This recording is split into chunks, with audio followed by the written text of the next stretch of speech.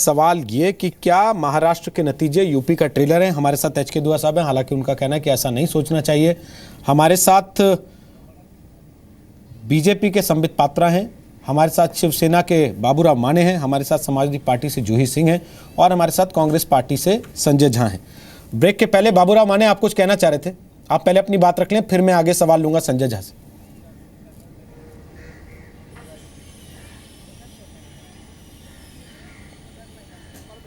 बोलिए, आप कुछ कहना चाह रहे थे, आपने लगातार हाथ उठाया ब्रेक के पहले। हेलो। हाँ, लेकिन आपका क्या सवाल है? मेरा कोई सवाल नहीं है सर आपसे, मेरी तरफ से आप फ्री हैं, धन्यवाद आपको। संजय झा, मेरा सवाल आपसे है, बड़ा सीधा सीधा, और वो ये है सर कि क्या ये डीमोनेटाइजेशन पे वोटिंग है या ये राहुल गांधी की लीडरशिप पे वोटिंग है? फैसला किस चीज़ का होगा? नोटबंदी पसंद आए कि नहीं लोगों को, या राहुल गांधी पसंद आए कि नहीं लोगों को?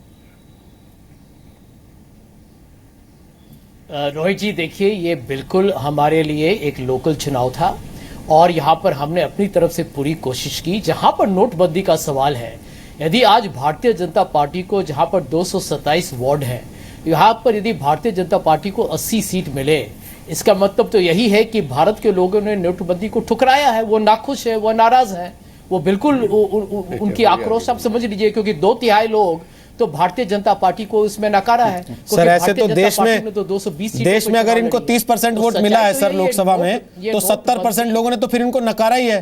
फिर कैसे सरकार चला रहे हैं मोदी जी?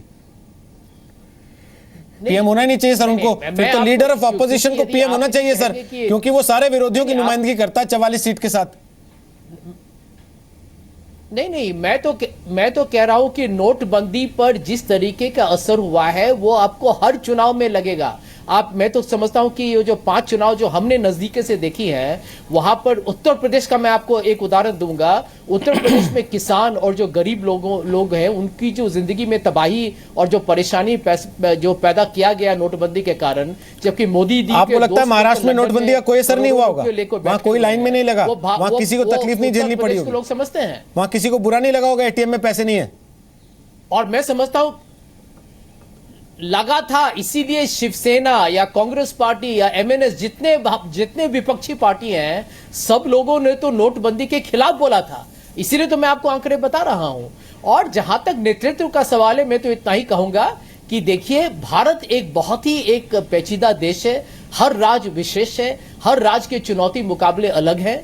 और जहां तक यहां पर 11 मार्च जब 5 अलग अलग राज्य, कुछ उत्तर भारत से, कुछ पूर्वी भारत से, कुछ मध्य भारत से उनके चुनाव के नतीजे आएंगे, तो उस समय हम शायद इस बात पर देख पाएंगे कि भारत मोदी जी के नेतृत्व में कितना पीछे गया, कितना नकारात्मक हो चुका, क्योंकि भारत के लोग उनको जवाब जरूर देंगे, ये हमारा पूरा विश्वास है। ठीक है, संबित पात्रा आप कमेंट कर लीजिए, फिर जूही सिंह इसी नेगेटिव कैंपेनिंग पे आपसे सवाल चाहता हूं।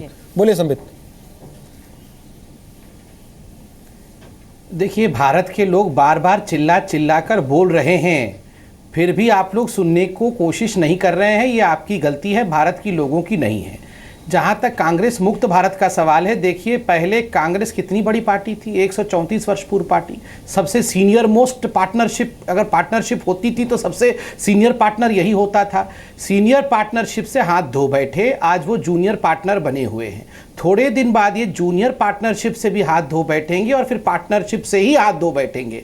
और मैं संजय झा जी आपको विनम्रता से बता दूं, एक दिन ऐसा आएगा जब आप हाथ से भी हाथ धो बैठेंगे। ये मत भूलिएगा कि 1984 में आपके पास सिर्फ 2 सीट थे, धो बैठेंगे, सिर्फ 2 सीट थे आपके पास, सिर्फ दो, भूलिएगा मत। पर ये मत सिर्फ 2, ये 2 नंबर याद करके रखिएगा।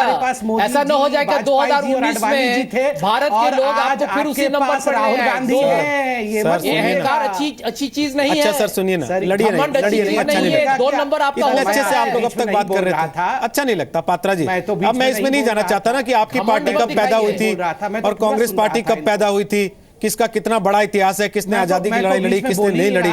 मसला ये है सर कि आज लोग वोट डाल रहे हैं, एक नतीजा आज आ गया है, एक नतीजा 11 मार्च को आना है। जूही सिंह, क्या आपको लगता है कि अखिलेश यादव जो अब तक बहुत अच्छा कैंपेन कर रहे थे, पॉजिटिव तरीके से कैंपेन कर रहे थे, वो जैसे ही कांग्रेस के नेगेटिव कैंपेनिंग वाले मोड में आए, उसकी झलक क्या हो सकती है वो आज दिखाई दे रही है और आपके पास समय है उसको सुधार लेने का?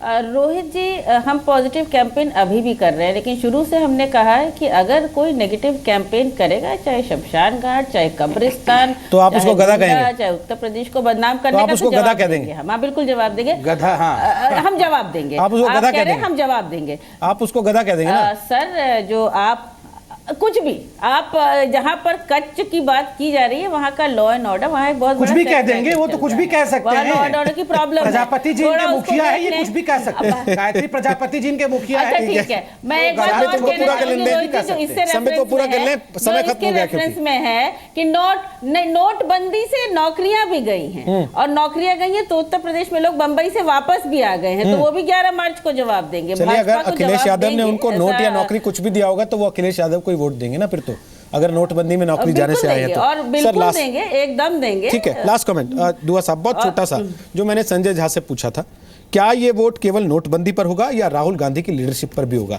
जो 11 मार्च को नतीजा आएगा?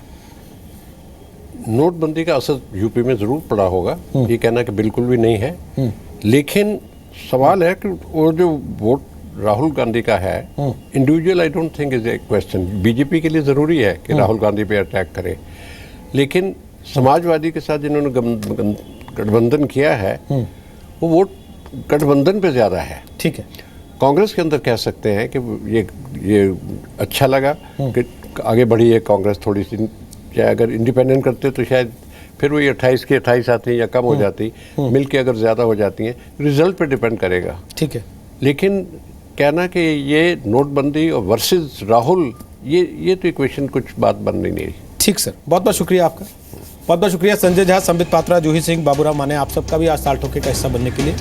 फिलहाल महाराष्ट्र के नतीजे यूपी का ट्रेलर हैं या नहीं है, इस पर सबकी अलग अलग राय है।